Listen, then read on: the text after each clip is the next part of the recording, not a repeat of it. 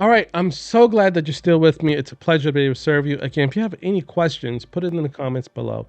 Now, let's recap. Now, again, one thing we're talking about here is the prophecy of these 10 kings that Daniel's mentioning.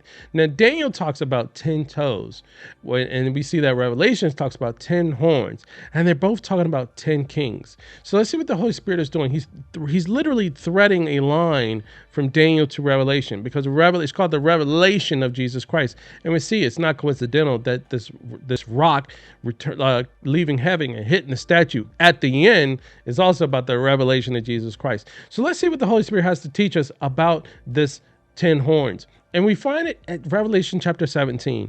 And we see this image of this harlot that sits on a beast with 7 heads and 10 horns.